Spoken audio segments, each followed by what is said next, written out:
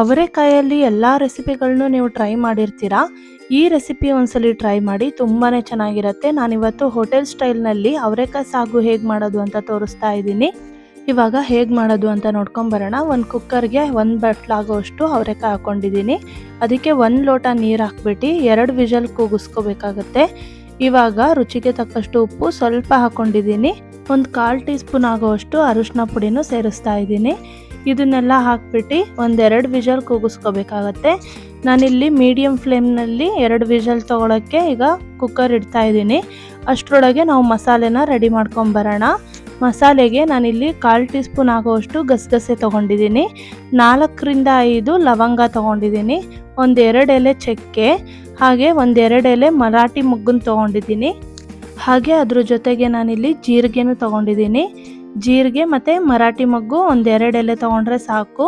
ಹಾಗೆ 1 ಏಲಕ್ಕಿನ ತೊಗೊತಾ ಇದ್ದೀನಿ, 1 ಏಲಕ್ಕಿ ಹಾಕ್ಕೊತಾ ಇದ್ದೀನಿ. ನೀವು ಜಾಸ್ತಿ ಪ್ರಮಾಣದಲ್ಲಿ ಮಾಡಬೇಕು ಅಂದರೆ ಸ್ವಲ್ಪ ಕ್ವಾಂಟಿಟಿ ಜಾಸ್ತಿ ಮಾಡ್ಕೊಳ್ಳಿ.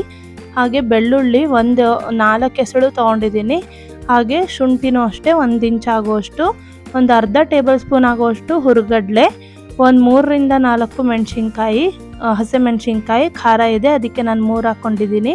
ಹಾಗೆ ಕೊತ್ತಂಬರಿ ಸೊಪ್ಪು, ಹಾಗೆ ಧನಿಯಾ ಪುಡಿ 1.5 ಟೀ ಸ್ಪೂನ್ ಆಗೋಷ್ಟು ಧನಿಯಾ ಪುಡಿನ ಸೇರಿಸ್ತಾ ಇದ್ದೀನಿ. ಮಸಾಲೆಗೆ ಧನಿಯಾ ಪುಡಿ ಹಾಕೋದ್ರಿಂದ ಚೆನ್ನಾಗಿ ಬರುತ್ತೆ ಟೇಸ್ಟು. ಹಾಗೆ 1 ಕಪ್ ಆಗೋಷ್ಟು ಕಾಯಿ ತುರಿ ಇಲ್ಲಾಂದರೆ ಕೊಬ್ಬರಿ ಹಾಕೋಬೋದು. ಹಾಗೆ 4 ಗೋಡಂಬಿ ಹಾಕಿ ಚೆನ್ನಾಗಿ ನುಣ್ಣಗೆ ರುಬ್ಕೋಬೇಕಾಗತ್ತೆ. ಇವಾಗ ಒಂದು ಪ್ಯಾನ್ಗೆ ಎಣ್ಣೆ ಹಾಕ್ಕೊಂಡಿದ್ದೀನಿ.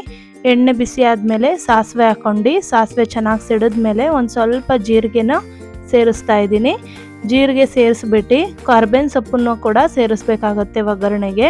ಫ್ರೆಶ್ ಆಗಿರೋ ಕರ್ಬೇವಿನ ಸೊಪ್ಪು ತೊಗೊಳ್ಳಿ, ಚೆನ್ನಾಗಿರುತ್ತೆ. ಹಾಗೆ 1 ಮೀಡಿಯಮ್ ಸೈಜು ಈರುಳ್ಳಿ ಸಣ್ಣದಾಗಿ ಹೆಚ್ಚಿ ಸೇರಿಸ್ತಾ ಇದ್ದೀನಿ. ಇದನ್ನು ಅಷ್ಟೇ ಚೆನ್ನಾಗಿ ಎಣ್ಣೆಯಲ್ಲಿ ಫ್ರೈ ಮಾಡ್ಕೋಬೇಕು. ಈರುಳ್ಳಿ ಟ್ರಾನ್ಸ್ಪರೆಂಟ್ ಆಗೋವರೆಗೂ ಫ್ರೈ ಮಾಡ್ಕೋಬೇಕು. ಇದಕ್ಕೆ ಇವಾಗ ಸಾಗುಗೆ ನಾವು 2 ಟೊಮ್ಯಾಟೊ ಹಾಕ್ಕೋಬೇಕಾಗತ್ತೆ. ಸ್ವಲ್ಪ ಹುಳಿ ಫ್ಲೇವರ್ ಇದ್ದರೆ ಚೆನ್ನಾಗಿರುತ್ತೆ, ಅದಕ್ಕೋಸ್ಕರ ನಾನಿಲ್ಲಿ 2 ಮೀಡಿಯಮ್ ಸೈಜು ಹುಳಿ ಟೊಮ್ಯಾಟೊನ ಸಣ್ಣದಾಗಿ ಹೆಚ್ಚಿ ಸೇರಿಸ್ತಾ ಇದ್ದೀನಿ. ಹಾಗೆ ಟೊಮ್ಯಾಟೊ ತುಂಬ ಏನು ಮ್ಯಾಶ್ ಆಗೋ ತನಕ ಬೇಯೋದು ಬೇಡ, ಒಂದು ಅರ್ಧ ಭಾಗ ಬೆಂದರೆ ಸಾಕು ಟೊಮ್ಯಾಟೊ. ಇವಾಗ ನಾನಿಲ್ಲಿ ಮಸಾಲೆನ ಆ್ಯಡ್ ಮಾಡ್ಕೊತಾ ಇದ್ದೀನಿ.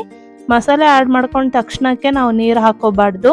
ಮಸಾಲೆ ಸ್ವಲ್ಪ ಹುರ್ಕೋಬೇಕಾಗುತ್ತೆ ಎಣ್ಣೆಯಲ್ಲಿ, ಸ್ವಲ್ಪ ಕಲರ್ ಚೇಂಜ್ ಆಗೋ ತನಕ ಚೆನ್ನಾಗಿ ಎಣ್ಣೆಯಲ್ಲಿ ಫ್ರೈ ಮಾಡ್ಕೋಬೇಕು. ಇದಕ್ಕಿವಾಗ ಈ ಮಸಾಲೆಗೆ ರುಚಿಗೆ ತಕ್ಕಷ್ಟು ಉಪ್ಪು ಹಾಕೋಬೇಕು. ನಾವು ಅವರೆಕಾಯಿಗೆ ಬೇಯಿಸೋಬೇಕಾದ್ರೂ ಉಪ್ಪು ಹಾಕ್ಕೊಂಡಿರ್ತೀವಿ, ನೋಡ್ಕೊಂಡು ಹಾಕ್ಕೊಳ್ಳಿ. ಮಸಾಲೆ ಕಲರ್ ಸ್ವಲ್ಪ ಚೇಂಜ್ ಆಗೋವರೆಗೂ ಹೀಗೆ ಹುರ್ಕೋಬೇಕಾಗತ್ತೆ. ಹುರ್ಕೊಂಡಾದ್ಮೇಲೆ ನಾವು ಬೇಯಿಸಿರೋಂಥ ಅವರೆಕಾಯಿ ಅದ್ರ ಜೊತೆಗೆ ನೀರಿರುತ್ತೆ, ಅದ್ರ ಜೊತೆಗೆ ನಾವು ನೀರು ಜೊತೆಗೆ ಸೇರಿಸ್ಬೇಕಾಗತ್ತೆ. ನೋಡಿ ಇಲ್ಲಿ ನಾನು ಫುಲ್ಲು ನೀರು ಜೊತೆಗೆ ಸೇರಿಸಿದ್ದೀನಿ. ಇವಾಗ ನಿಮಗೆ ಕನ್ಸಿಸ್ಟೆನ್ಸಿ ಎಷ್ಟು ಬೇಕೋ ಅಷ್ಟು ನೋಡ್ಕೊಂಡು ನೀರು ಹಾಕ್ಕೊಳ್ಳಿ. ಸಾಗು ಎಷ್ಟು ಕನ್ಸಿಸ್ಟೆನ್ಸಿ ಬೇಕು ಗಟ್ಟಿ ನೋಡ್ಕೊಂಡು ಮಾಡ್ಕೋಬೋದು. ನೋಡಿ ಎಷ್ಟು ಚೆನ್ನಾಗಿ ಬಂದಿದೆ ಅಲ್ವಾ ಕಲರು. ತುಂಬಾ ಕ್ವಿಕ್ಕಾಗಿ ಮಾಡ್ಬೋದು, ತುಂಬಾ ಈಸಿ ಮೆಥಡು. ಹಾಗೆ ಅಷ್ಟೇ ಟೇಸ್ಟಿಯಾಗಿರುತ್ತೆ. ಪೂರಿಗೆ ಹಾಗೆ ಚಪಾತಿಗೆ ಪರೋಟಾಗಂತೂ ತುಂಬ ಒಳ್ಳೆ ಕಾಂಬಿನೇಷನ್ ಇದು. ನೀವು ಒಂದ್ಸಲಿ ಮಾಡಿದ್ರೆ ಮತ್ತೆ ಮತ್ತೆ ಮಾಡ್ತಾನೆ ಇರ್ತೀರ, ಅಷ್ಟು ಚೆನ್ನಾಗಿ ಬರುತ್ತೆ ಈ ರೆಸಿಪಿ. ಹಾಗೆ ಕೊನೆಯದಾಗಿ ನಾನಿಲ್ಲಿ ಕೊತ್ತಂಬರಿ ಸೊಪ್ಪನ್ನು ಸೇರಿಸ್ತಾ ಇದ್ದೀನಿ. ಇವಾಗ ಸಾಗು ರೆಡಿ ಆಗಿದೆ ಹೋಟೆಲ್ ಸ್ಟೈಲ್ನಲ್ಲಿ. ನೀವು ಮನೆಯಲ್ಲೇ ಟ್ರೈ ಮಾಡಿ, ತುಂಬಾ ಚೆನ್ನಾಗಿ ಬರುತ್ತೆ. ಇನ್ನೇನು ಇವಾಗ ಅವರೆಕಾಯಿ ಸೀಸನ್ ಮುಗಿತಾ ಬಂತು. ಈ ರೆಸಿಪಿ ಒಂದ್ಸಲಿ ಟ್ರೈ ಮಾಡಿ, ತುಂಬಾ ಚೆನ್ನಾಗಿರುತ್ತೆ. ನೀವು ಮನೇಲಿ ಟ್ರೈ ಮಾಡಿಬಿಟ್ಟು ಹೇಗೆ ಬಂದಿತ್ತು ಅಂತ ನನಗೆ ಕಮೆಂಟ್ ಮಾಡಿ. ಹಾಗೆ ಇನ್ನೂ ಈಸಿ ಆ್ಯಂಡ್ ಟೇಸ್ಟಿ ರೆಸಿಪಿಗೋಸ್ಕರ ನಮ್ಮ ಪೇಜ್ನ ಫಾಲೋ ಮಾಡಿ. ಇನ್ನೂ ನಮ್ಮ ಚಾನಲ್ ಸಬ್ಸ್ಕ್ರೈಬ್ ಮಾಡಿಲ್ಲ ಅಂದರೆ ದಯವಿಟ್ಟು ಸಬ್ಸ್ಕ್ರೈಬ್ ಮಾಡಿಕೊಡಿ. ಹಾಗೆ ಬೆಲ್ ಬಟನ್ ಪ್ರೆಸ್ ಮಾಡಿ. ನಾನು ಮಾಡೋ ಅಡುಗೆ ನೋಟಿಫಿಕೇಷನ್ ನಿಮಗೆ ಮೊದಲೇ ಬಂದು ತಲುಪತ್ತೆ. ಮತ್ತೆ ಮುಂದಿನ ವಿಡಿಯೋಗಳೊಂದಿಗೆ ಸಿಗ್ತೀನಿ. ಅಲ್ಲಿವರೆಗೂ ಎಲ್ರಿಗೂ ಧನ್ಯವಾದಗಳು.